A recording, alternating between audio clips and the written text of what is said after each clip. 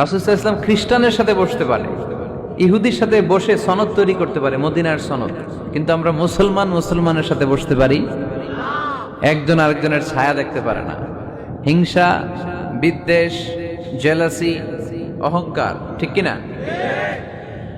লা ইয়াদখুলুল জান্নাতা মান কানা ফি কলবিহি হাববাতু খারদাল মিনাল কিবর, যার অন্তরে যাররা পরিমাণ অহংকার থাকে সে কোশ্চিনকালেও আল্লাহর জান্নাতে প্রবেশ করতে পারবে না। আমরা যেন এই অহংকার থেকে মুক্ত হতে পারি, আমরা যেন ব্রড মাইন্ডেড হতে পারি, আমরা যেন ভিন্ন মতের লোকদেরকে রেসপেক্ট করতে পারি, ভিন্ন মতকেও যেন আমরা সহ্য করতে পারি।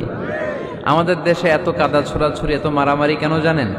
আমরা ভিন্ন মতকে দমন করতে চাই, ভিন্ন মতকে আমরা স্পেস দিতে চাই না, ফলেই এত ঠেলাঠেলি।